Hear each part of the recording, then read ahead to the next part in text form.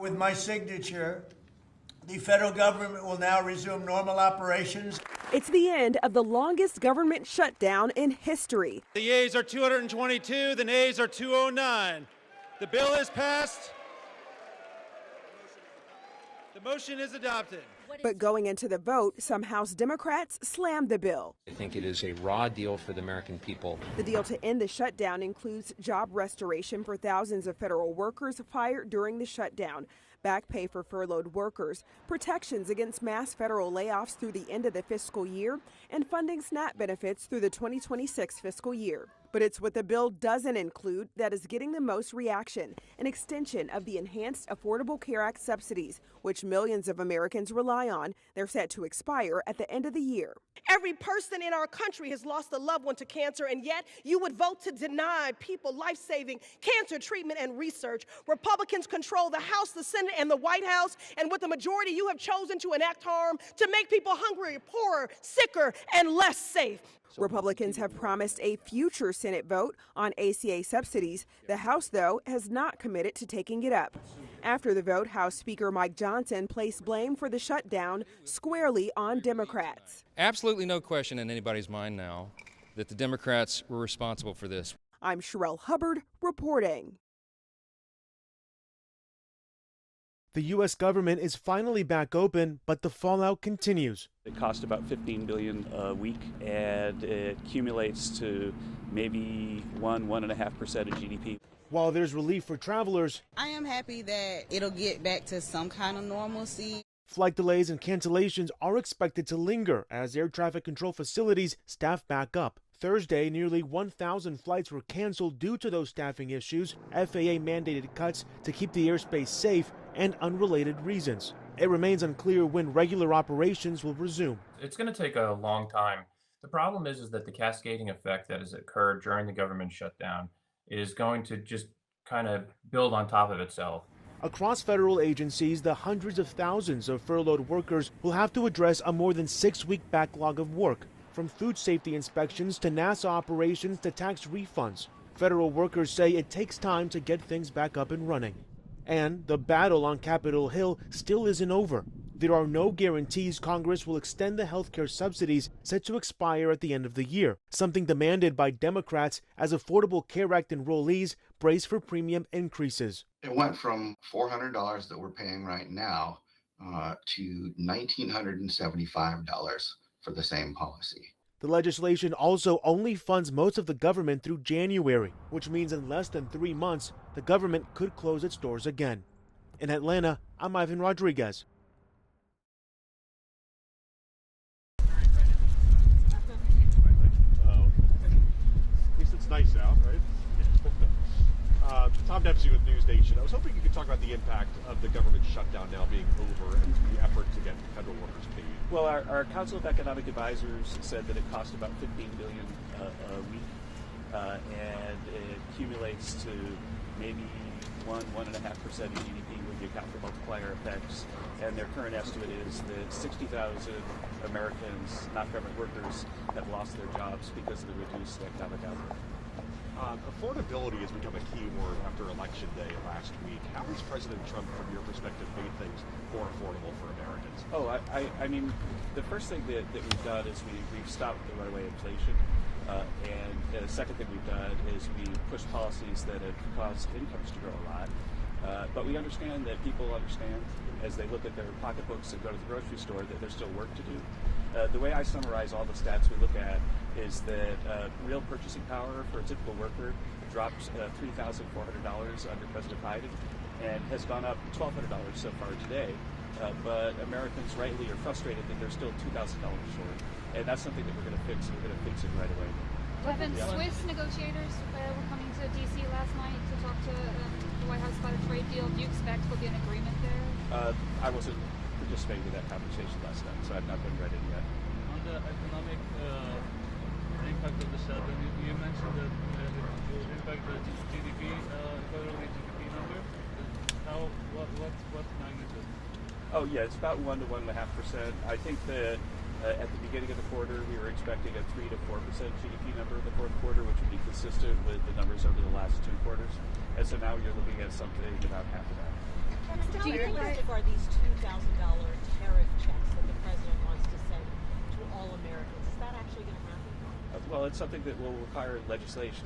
But if you look at how much tariff revenue has been coming in, then there would actually be enough room to cover those checks and not go into the rest of the budget. So yeah, there would be enough money to pay for the $2,000 checks. So are you actually actively working with Congress to try to make that happen? And we're actively studying the matter and getting the numbers straight so the president has all the choices he needs to decide what to do. You talked about the impact on... When can furloughed employees expect to get paid back? We expect that people who were actually brought back in as essential employees a couple days early so that the furloughed employees can get their checks as soon as possible. And I was really pleased to see some of my furloughed employees show up today, and there's a lot of hugging and smiling. I think that the payments will come probably early next week. Next week? I think that's what maybe even before. There really has been an aggressive effort to get people to get their checks as soon as possible. Can you talk about the lack of economic data this month? How much is that going to impact you going forward, especially as you're talking about that issue of affordability? Well, you know, there's some data. The September jobs report has already been cooked, and we expect we might get that next week. It just hasn't been released. The October employment report for the payroll side will be able to be calculated, but the household survey wasn't completed. So we'll get sort of half the jobs report. Most everything else, I think, we'll be able to concoct the correct number after we look back. But we will never know what the unemployment rate was in October because there wasn't a household survey. But I thank you all for your attention. Thank you. Thank you. From the nation's capital, this is the National News Desk, America's News. Now, thank you for joining us. I'm Dee Gatton, and we are starting with breaking news tonight. The government shutdown coming to an end nearly after 43 days, with President Trump expected to sign the spending bill into law just moments from now. We have team coverage. Jeff Harris covers the fallout from newly released emails related to Jeffrey Epstein as the House reconvenes for the first time in nearly 2 months. But first, we go to Ryan Smith at the live desk with more on this vote, Ryan, to end the historic shutdown. Yeah, that critical vote coming in late tonight, just about 90 minutes ago. And again, President Trump plans to act quickly tonight. We are waiting for him at the White House to sign that funding bill into law really at any moment now. And remember, this was the first time the House was in session in nearly 2 months, backwards till September 19th, you'd have to go. Similar to what we saw play out on the Senate side, there was a Democratic division tonight. 6 House Democrats, you see the lineup right there, voted the measure through alongside with their Republican counterparts. Now, in the end, a historic 43-day shutdown here, and Democrats did not get an extension for enhanced tax credits that lower the cost of health care through the Affordable Care Act. Meantime, Democrats say the fight is not over. Either Republicans finally decide to extend the Affordable Care Act tax credits this year, or the American people will throw Republicans out of their jobs next year. Democrats in Congress, including the minority whip, shamefully admitted they were using the misery they inflicted on the American people as leverage to achieve their leftist wish lists of demands. This legislation now funds the government through at least January 30th and provides funding for some government agencies through the end of the fiscal year. As for air travel out there, the impacts there, FAA officials saying tonight more air traffic controllers indeed are coming back to work.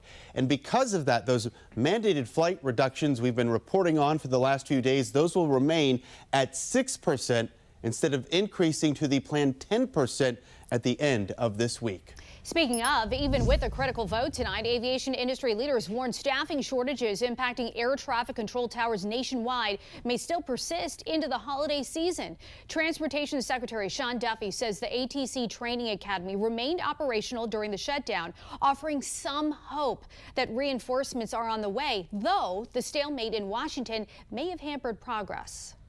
Long after you all finish covering the shutdown, we are going to be stuck dealing with this problem where we're about 2,000 controllers short, trying to make up that difference. But we've seen that young people have been less willing to be air traffic controllers when they see they may not be paid.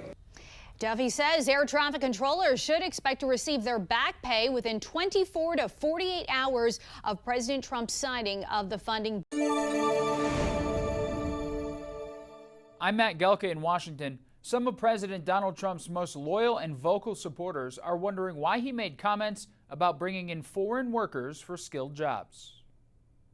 While the Trump administration continues an ongoing immigration crackdown, the president went out of his way to defend the H-1B visa program, which allows employers to hire specialized foreign workers. You also do have to bring in talent.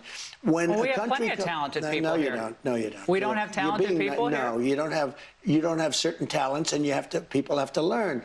You can't take people off an unemployment line and say, I'm going to put you into a factory where we're going to make missiles. Those comments are a sharp contrast to an executive order the president signed in September, making it harder to get the H-1B visas by upping the application cost to $100,000. The previous fee was between $2,000 and $5,000. But the comments were also taken as a major slight against American workers from some of the president's most loyal defenders. All the visa programs, I think we got enough folks. I just think we got enough folks for right now. Until everybody gets a good, high-paying, high-value-added job. Numerous pro-MAGA voices on social media were outraged, with some calling it insanity and others saying we're going to lose the midterms so badly. Other members of the Trump administration defended the comments Wednesday. An American can't have that job so it's specific skills. Because we haven't built ships in the U.S. for years. We haven't built semiconductors. So this idea of overseas partners coming in, teaching American workers, then returning home, that's a home run. The visa issue has been an ongoing MAGA civil war since late last year, when then-Trump ally Elon Musk and former presidential candidate and Trump supporter Vivek Ramaswamy were heavily criticized for backing H-1B visas to bring in tech workers. Reporting in Washington, I'm Matt Gelka. We are following the very latest on Capitol Hill and what it means for you. Good morning. You're watching the National News Desk, America's News Now. I'm Jan Jeffcoat. It is Thursday, November 13th, and right now it is back to business as usual for all federal government employees after the longest shutdown in history. We want to get right to Mark Boyle at the live desk following the breaking details for us. And Mark, the government back open, as we know, it could take some time for everything to run smoothly again, for everything to get back up and running like we want it to. Yeah, it could take a couple of days, weeks, but all signs, Jan, are pointing in the right direction this morning. So many families have been feeling the pain for more than 40 days, of course, with the government shutdown. Now it is reopened. Thousands of federal workers who are furloughed or worked without pay will go back to work. Many of us have been dealing with delays and cancellations at the airport. We're seeing things improve there already this morning. After weeks of back and forth, that spending bill made it to the president's desk late last night. With my signature, the federal government will now resume normal operations, and my administration and our partners in Congress will continue our work to lower the cost of living, restore public safety, grow our economy, and make America affordable again. Getting the legislation over the finish line wasn't too hard at this point. Not too many headaches. Lawmakers voted 222 to 209 for that package, pretty close to party lines. There were 6 Democrats that broke with their party and voted with Republicans. Now funding is going to start to flow for government programs, paying government employees like the ATC workers at the airport. So we should see really big improvements at our nation's airports. Already thousands of delays and cancellations. We've seen that. Last weekend was a disaster. FAA moved to freeze flight restrictions. They were set to go up to 8% this morning.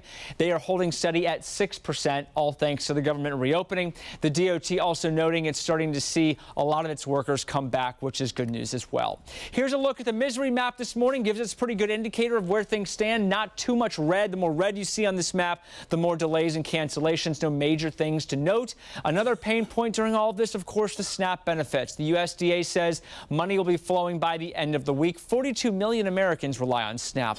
The federal funding will last through January. And new this hour, we have just confirmed, the Smithsonian announcing most museums should open up by tomorrow, if not tomorrow, a rolling basis starting on Monday. Keep tabs of what's going on our website anytime, thenationaldesk.com, and right here at the live desk. After the longest government shutdown in history has finally come to an end, President Trump signed the bill last night after the House passed it with 6 Democrats crossing party lines in a vote of 222 to 209. And joining us now to discuss is Maryland Congressman Andy Harris. Congressman, good morning to you. Thanks for joining us. Good morning. You know, it's got to be so frustrating for you, especially because you're in a state where a lot of government workers were furloughed or they went without a paycheck. What changed? Why did we have to go through 6 weeks of all this nonsense? What got accomplished? Well, look, I think a handful of Democrats in both chambers finally realized that nothing was getting accomplished. This was the same deal that could have been made 40 days ago. The bottom line is that we put America through the air traffic control problems. We put them through the SNAP program, the food stamp problems. We had problems with our federal employees not getting paid. There was no need to do this. So fortunately, a small, rational group of Democrats joined the Republicans to get it out of the Senate. And then last night, we could have done it with only Republican votes, but actually were a handful of Democrats who agreed with us. It was time to end the government shutdown. Yeah, how soon can those government employees, along with military members, air traffic controllers, how soon can they expect to get their paychecks? What are the next steps? Well, we hear that some of them may be going out as early as tomorrow, more by Saturday, and then almost all of them by early next week. So it takes a little while. We could have avoided all this, but hopefully air traffic control will get back to normal. The food stamp monies will be released by tomorrow to the states, so those EBT cards should be able to be loaded. So the nightmare is going to be over, but not before Chuck Schumer and Hakeem Jeffries dragged us through it. They're going to continue, you think, dragging this on and on again with blocking some of the payments? Is that what you're saying? No. What they're going to do is that hopefully they won't do this again on January 30th. Okay. Hopefully before then, we are going to negotiate some more of the appropriations bills so that if God forbid that they do close down the government on January 3rd, it'll be a much smaller segment of the government because we will have negotiated more and more appropriations bills by then. Yeah, and we know Obamacare for Democrats was their key message, but Obamacare is only representative of about 7% of Americans. We all need relief from these health care premiums. You say we need free market solutions that bring down the cost of health care for every American. What does that look like? Well, what it looks like is finally putting the choice back in the hands of Americans. So, when Obamacare promised that you could keep your doctor, you could keep your insurance plan, none of that was true. You lost control, and that's the problem. The prices aren't transparent. There's no free market system. The insurance companies are making hundreds of billions of dollars, and they're actually denying health care, not delivering health care. So we got to put it back in the hands of every American. They should be able to shop for their health care where they want to shop, pay for it just like they pay for everything else, literally on their cell phone. This is what we have to do. What do you think about the hundreds of billions of dollars that some of these health insurance companies are making on the backs of Americans and their health care problems? Yeah, look, it's lose-lose for Americans. The taxpayer has to pay these hundreds of billions of dollars, and if they were delivering the care, that's all right, but we look at the satisfaction scores of these plans. People are not satisfied. They have high deductibles, high copays, can't choose their doctor. They can't keep a plan if they like it.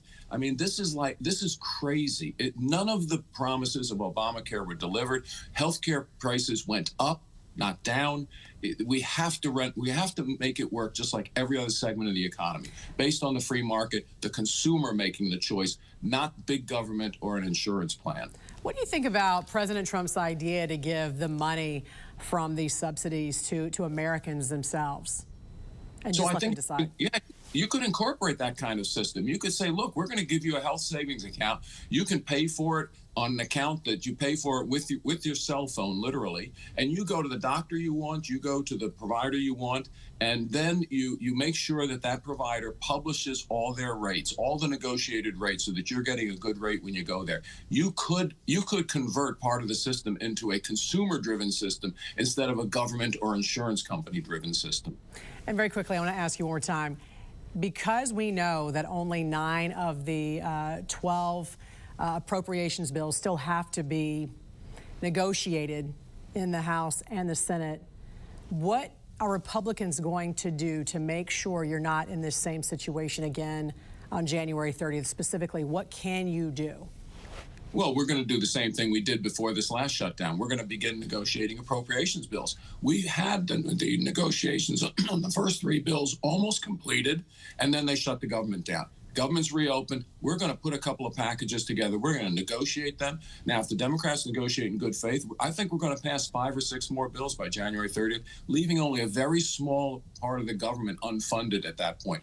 Then we make the decision, are we able to fund the government for the rest of the year with another continuing resolution or another stopgap measure to get the last 2 or 3 bills done? But there is now a runway, and that's what was the importance of yesterday's vote. It created a runway to actually Congress to do its job on appropriations bills. All right, Maryland Congressman Andy Harris, we appreciate your time. Thanks for joining us. Thank you.